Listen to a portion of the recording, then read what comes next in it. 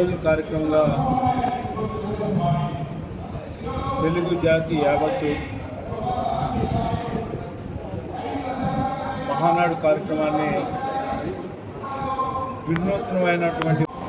దాదాపు 7 నుంచి 8 లక్షల మంది పాల్గొనేలాగా ఈరోజు మహానాడు జరుపుకుంటా ఉన్నాం. మరి ముఖ్యంగా గతంలో ఎప్పుడు 3 రోజులు జరుపుకునే మహానాడు మోడీ గారు పిలుపు మేరకు చంద్రబాబు నాయుడు గారు 2 రోజులు కుదించి లోకేష్ గారి యొక్క సాంకేతిక నిపుణతతో ప్రతి ఒక్క క్లస్టర్ నుంచి జాతీయ పార్టీ ఆఫీస్ నుంచి 2-way సిస్టంతో ఈ కార్యక్రమాన్ని జరపడం అనేది చాలా సంతోషం. ఎందుకంటే ఈ క్లస్టర్ విధానంలో స్థానిక నాయకత్వం యొక్క బలం,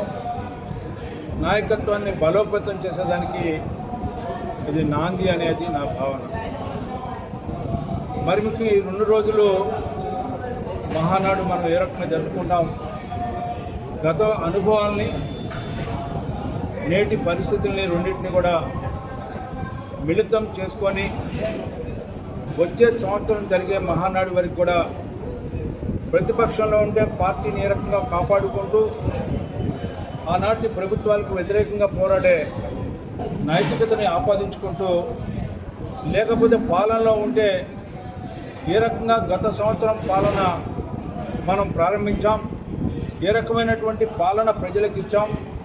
ఈ సంవత్సరం కూడా ఎట్లాంటి పాలన ఇవ్వాలి, ఏ వర్గాల్ని మనం కాపాడాలి, ఏ వర్గాలు ఇంకా ఏ రకమైనటువంటి జీవనం కొనసాగిస్తూ ఉన్నాయి, ప్రతి ఒక్క కుటుంబం ఈ యొక్క సమాజంలో ప్రతి ఒక్కరూ ఆనందంగా ఉండేలాగా ఈరోజు ఒక పాలన చేస్తూ ఉంది ఈ ప్రభుత్వం. కూటమి నాయకత్వం ఏర్పడిన తర్వాత ఏదైతే ఎన్నికల ముందు చెప్పినటువంటి సూపర్ 6 ప్రతి కుటుంబం కూడా ఒక MSME ఉండాలి, శాంతి భద్రతను కాపాడాలి, యువతకు రక్షణ ఉండాలి, యువతకు ఉపాధి కల్పించాలి,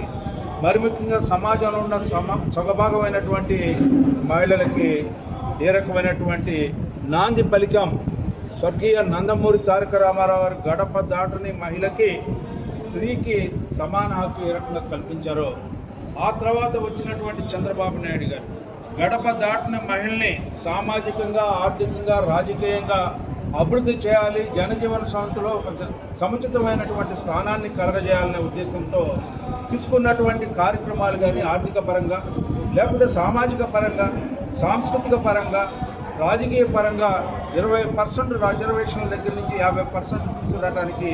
ఎవరు కారణభూతులు అనేది తెలియజెప్పుకోవాల్సినటువంటి అవసరం. అంతేకాకుండా రేపు జరగబోయే చట్టసభల్లో కూడా 33 సాంస్కృతికంగా, సామాజికంగానే మార్పుకు శ్రీకారం చుట్టినటువంటి తరుణంలో తెలుగుదేశం పార్టీ ఆవిర్భావం తర్వాత మహిళలకు ఇచ్చినటువంటి ప్రాధాన్యత, వాళ్ళకి ఇచ్చిన గౌరవం ఇంకా ఏ పార్టీ కూడా భారతదేశంలో ప్రపంచంలో కూడా ఎవరు ఇచ్చి ఉంటారని చెప్పి మనందరం కూడా గుర్తుంచుకోవాలని చెప్పి సందర్భంగా గుర్తు చేస్తూ ఈ రకంగా చెప్పుకుంటూ పోతే పెద్దలు చాలా మంది మాట్లాడుతూ ఉన్నారు. వాళ్ళ యొక్క కార్యక్రమాన్ని వినాలి. మరి అందుకనే ఈ రోజున మీరందరూ కూడా గుర్తుపెట్టుకోవాలి, మనం ఇంకొక కొత్త విధానాన్ని చూస్తా ఉన్నాం. ఈ రోజున మహానాడు అంటే ఎవరో చోట పెట్టుకుని అందరం కూడా పండగలాగా అక్కడికి కొన్ని లక్షల మంది చేరి పండగ కార్యక్రమం జరుపుకునేవాడు. ఇవాళ ఈ యొక్క క్లస్టర్ విధానం ద్వారా క్లస్టర్ల ఆధ్వర్యంలో ఈ కార్యక్రమాన్ని జరపడం వల్ల ఇక్కడ ఉన్నటువంటి నాయకత్వాన్ని బలోపేతం చేయడం, ఇవాళ ఎక్కడైతే గ్రామ స్థాయిలో కానీ, మండల స్థాయిలో కానీ, లేకపోతే క్లస్టర్ స్థాయిలో కానీ, యూనిట్ల స్థాయిలో కానీ ఎప్పుడైతే పార్టీ పటిష్టవంతంగా, సమర్థవంతంగా, నిర్మాణాత్మకంగా మనం ఉంటామో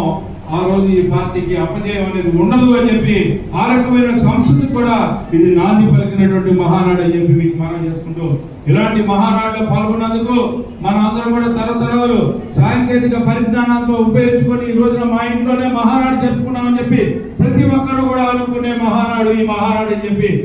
అలాంటి మహానాడులో మీ అందరూ పాల్గొన్నందుకు మీకు, నాకు, అందరికీ ఈ అవకాశం కల్పించిన ప్రతి ఒక్కరికి కూడా నా హృదయపూర్వకమైనటువంటి ధన్యవాదాలు జరుపుకుంటూ, తెలుగుదేశం పార్టీ వర్ధిల్లాలి, చంద్రబాబు నాయుడు నాయకత్వం వర్ధిల్లాలి నారా లోకేష్ గారి నాయకత్వం. జోహార్ ఎన్టీఆర్, జోహార్ ఎన్టీఆర్, జోహార్ NTR. Friends, latest news updates కోసం ఇప్పటివరకు మీరు మా ఛానల్ని సబ్స్క్రైబ్ చేసి ఉండకపోతే వెంటనే సబ్స్క్రైబ్ చేసుకోండి. అలాగే లైక్ చేసి మా ఛానల్ ఫాలో అవ్వండి.